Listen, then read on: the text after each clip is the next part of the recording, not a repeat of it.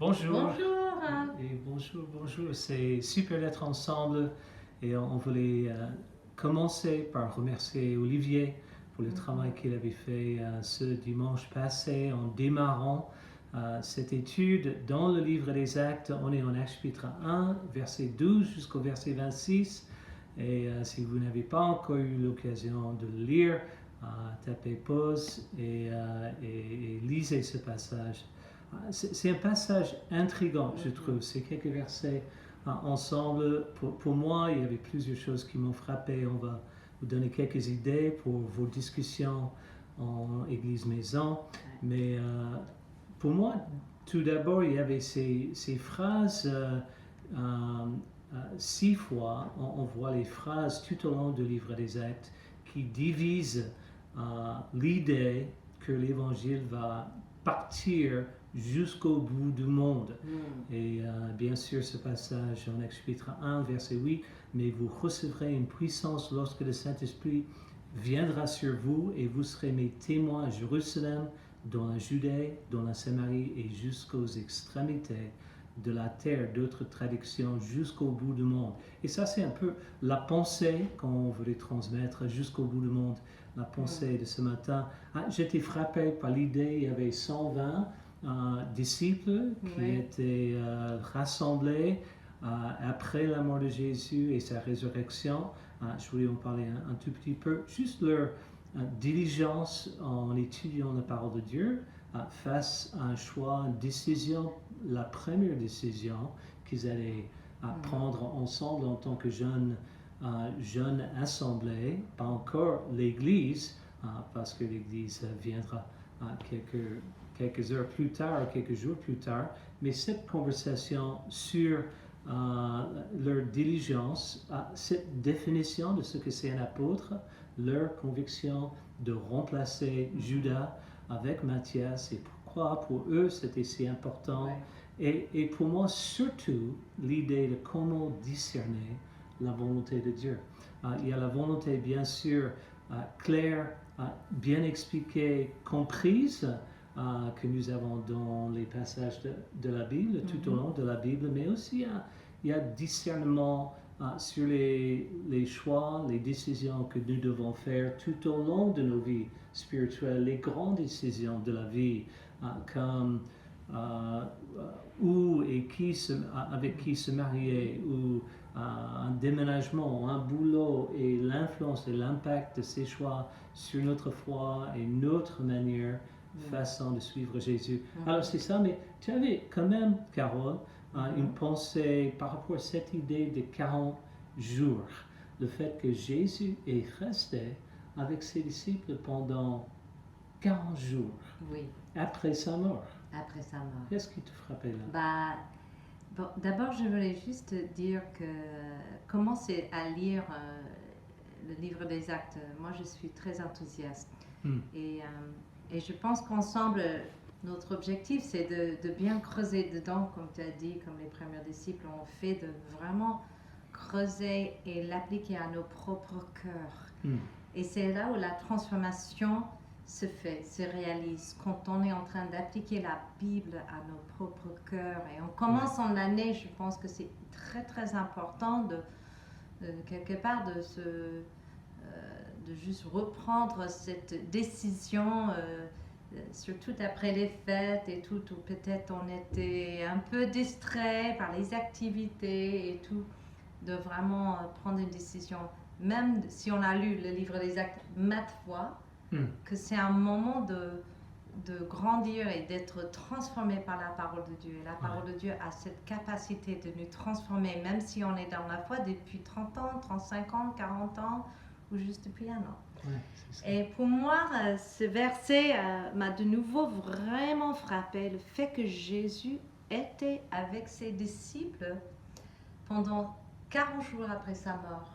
Et même que selon, comme Olivier avait dit, qu'il s'est présenté à 500 croyants pendant ces 40 jours. Et je me dis, qu'est-ce que ça a dû changer? Parce que quand il était ressuscité, on sait qu'ils ont vu les plaies, les trous où étaient les clous. Thomas l'a vu, il l'a même touché. Mm. Et je dis, waouh, c'est incroyable. Et qu'ils ont passé 40 jours avec le Seigneur, 40 jours de repas ensemble, de discussions, de moments privilégiés. Même pour Pierre, il y avait cette affirmation qu'il avait une mission et qu'il était aimé toujours par le Seigneur, mais qu'il allait souffrir même pour Jésus. Mais cette affirmation avec Jésus, fin du livre de Jean, et des instructions, on voit ici en Actes chapitre 1 qu'ils s'étaient commandés à faire des choses, à annoncer cet évangile, et toutes les explications, tous les miracles qu'il a fait, là, une grande pêche de nouveau, plein de choses que Jésus a fait. Donc on est conscient, parce que là, les écrits nous disent, mais plein d'autres choses qui ne sont pas écrites. Et j'essaie d'imaginer 40 jours après, avec Jésus ressuscité. 40 jours, il mettait l'accent sur le royaume de Dieu, où il avait promis cette puissance dont tu viens d'en parler.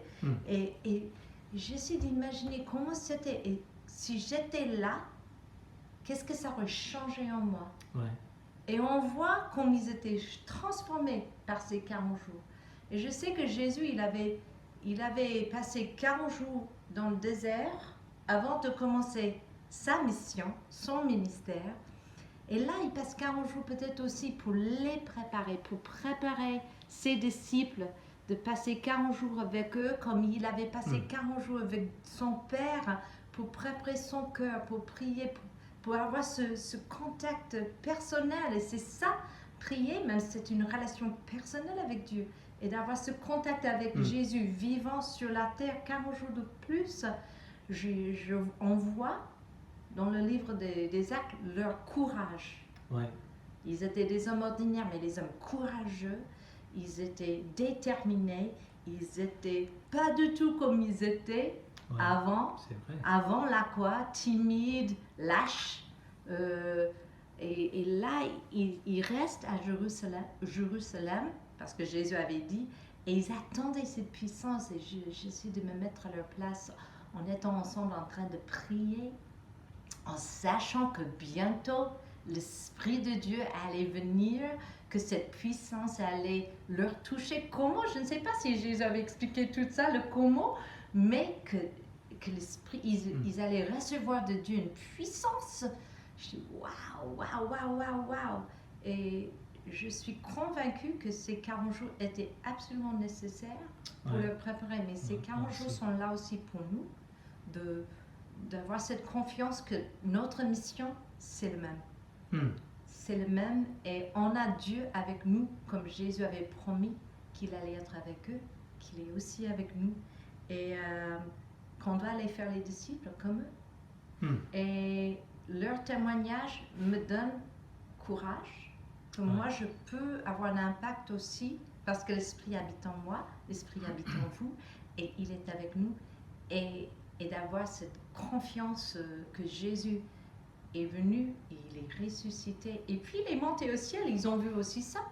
Mais essayez d'imaginer comment c'était de voir Jésus monter au ciel et devant vos yeux, et quel courage et confiance et foi qu'on aurait si on était les tels témoins.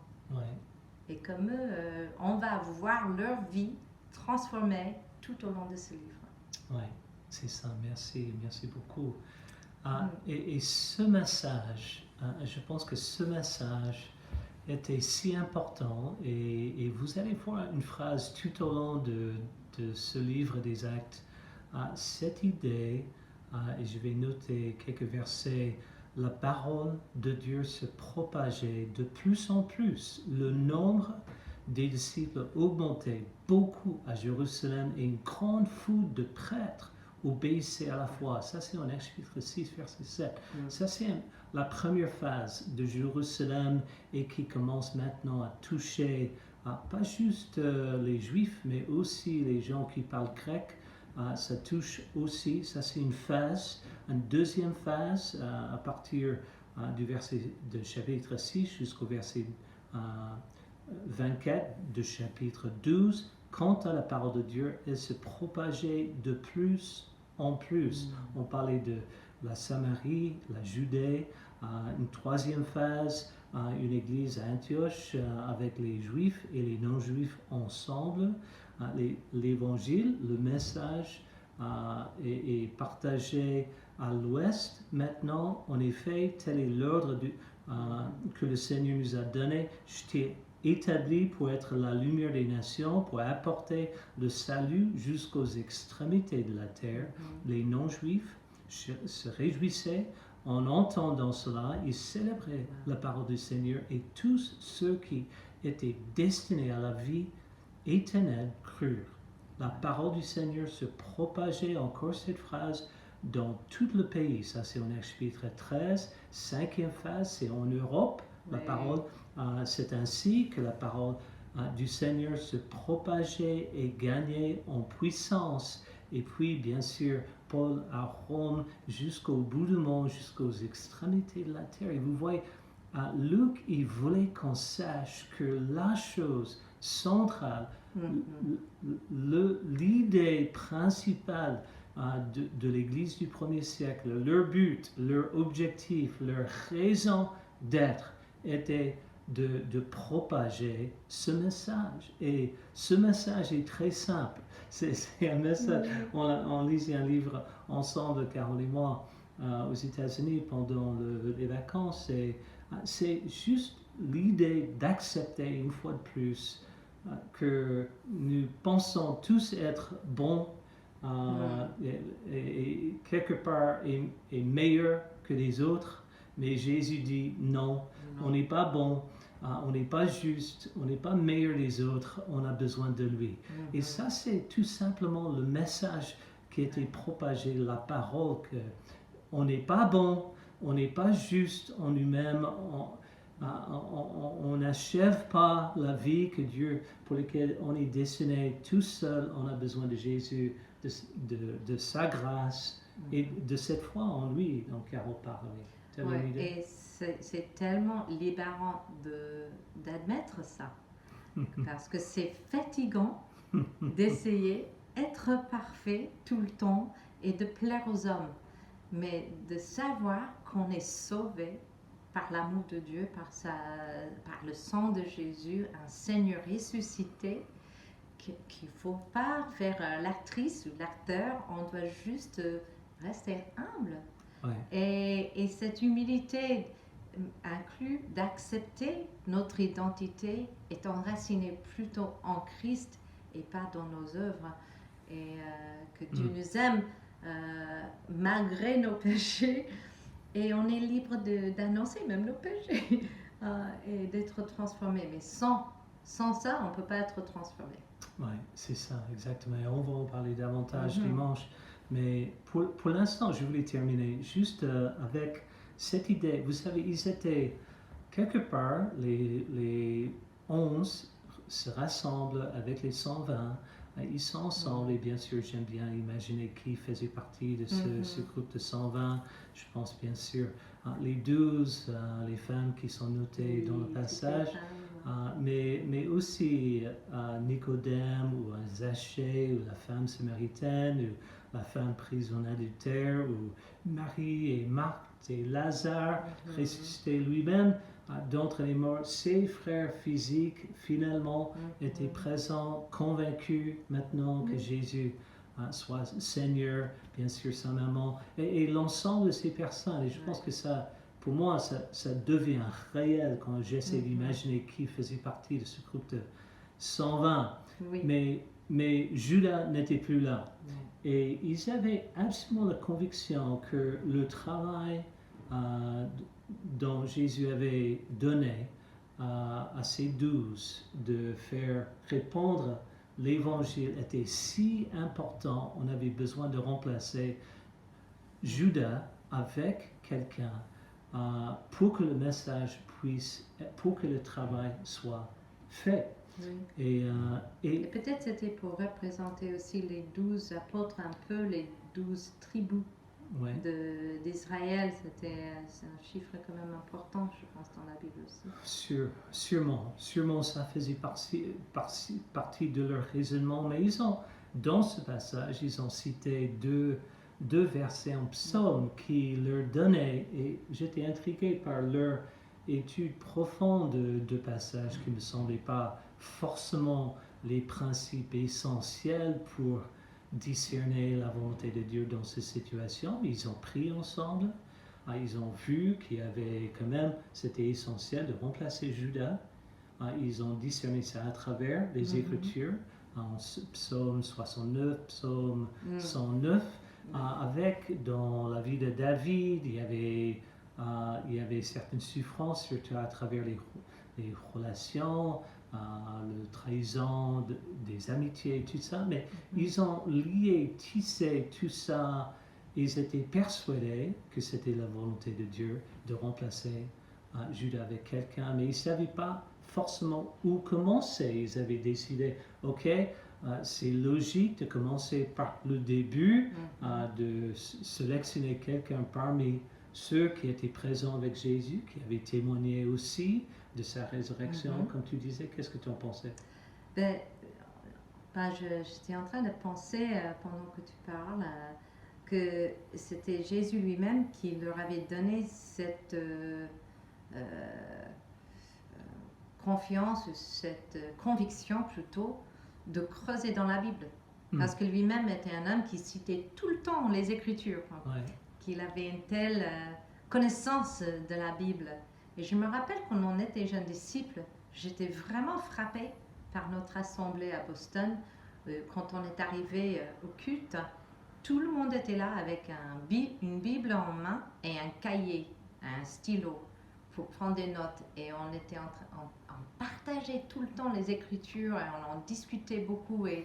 Je sais qu'à Paris aussi, il y a beaucoup qui se rappellent de ça. Et je pense que c'est une bonne habitude de peut-être reprendre, même pendant les cultes au Zoom, de prendre des notes et de méditer sur ça et de creuser davantage nous-mêmes pour vraiment devenir quelque part les experts pour l'appliquer à nos propres vies. C'est ça, exactement. Et ça, c'est le processus que vous commencez à voir ici. On commençait par la parole de Dieu pour discerner la volonté de Dieu. Et ils étaient dans la prière pour discerner, mais de là, ils commençaient, ils ont sélectionné 2 personnes qui quelque part, qui satisfaisaient ces critères. Là, dès le début, témoins de la résurrection de Jésus, les hommes solides, ils ont choisi Matthias. Mais je pense, on a certainement, dans l'année à venir, des décisions à prendre où il faut essayer de discerner des décisions importantes, bien sûr, dans nos vies personnelles, nos vies spirituelles, au niveau de boulot, de relations, d'investissement, d'acheter une maison, tout ça, toutes ces grandes décisions de la vie, on a besoin d'apprendre comment discerner la volonté de Dieu. Et bien sûr, je vais juste finir par vous donner quelques idées pour moi, mais pour moi, au début de ma vie spirituelle, je commençais à comprendre qu'il y a certains principes dans la vie de Jésus, l'enseignement de Jésus, que je peux imiter, qui sont assez clairs. Même l'étude, être un disciple de Jésus, de savoir, de comprendre le type de vie, le style de vie, les priorités de ma vie, d'aimer Dieu de tout mon cœur, de développer une relation avec Dieu, mes relations dans l'Église, l'importance, bien sûr, de partager ma foi, ma vie personnelle, ma spiritualité, ma justice propre, l'importance d'être en relation avec les autres, de confesser mes péchés, de continuer à être humble devant Dieu, etc., etc. Mais tout ça, pour moi, ça c'est la volonté déjà comprise, la volonté de Dieu connue. Si je essaie de discerner la volonté de Dieu dans mon mariage, je sais que sa volonté est que je sois fidèle à Carole, que je l'aime, que je me sacrifie pour elle, que je renonce de temps en temps à moi-même en cherchant ses intérêts. Je pense que ça c'est compris déjà, mais on parle au-delà de ça. Il y a bien sûr des choix, on ne sait pas, ils ne savaient pas qui choisir comme remplaçant pour Judas ici. Et vous ne savez pas peut-être si il est important ou si c'est la volonté de Dieu de déménager à Bordeaux, par exemple, ou de changer votre boulot, ou de commencer à sortir avec cette chrétienne ou ce chrétien en ce moment, si c'est la bonne personne ou non. Et bien sûr, félicitations à Bruno et Margot qui ont fait leur choix et qui ont essayé de discerner la volonté de Dieu dans leur vie sentimentale. Et je pense qu'ils ont bien choisi, bien discerné. Mais tout ça, il y a un processus. Et si vous étudiez ce passage, vous allez voir, il y a certains éléments. Pour connaître sa volonté peut-être cachée, il faut commencer par sa volonté révélée, sa volonté déjà connue. Et ce sont les principes bibliques, les enseignements de Jésus, l'appel d'être son disciple. Ça, c'est là où on démarre. Et puis après ça, il y a la prière, il y a les conversations avec d'autres personnes mûres. Ça, c'est important. Il y a de continuer à rassembler les infos nécessaires. Et puis, on fait confiance à Dieu et on fait notre choix. On prend une décision et c'est comme ça la vie avance, même dans les grandes décisions de la vie. Peut-être ça suffit, ta dernière pensée? Juste leur dévouement à la prière. Parce que de nouveau, si on prie en creusant dans les Écritures, je pense que là, Dieu va nous guider aussi, que c'est important. L'accent est mis vraiment tout à travers ce livre, à travers la Bible, l'importance de la prière et de demander aux autres de prier. Et voilà, je pense que c'est un exemple encore à imiter. Et j'espère que ensemble, on va pouvoir en discuter de ce qu'on est en train d'apprendre ce mois-ci et les mois à venir dans ce livre vraiment fantastique et inspirant, le livre des Actes. Donc, apprenons ensemble. C'est ça. Et bonne soirée, bonne semaine, à dimanche. Ciao.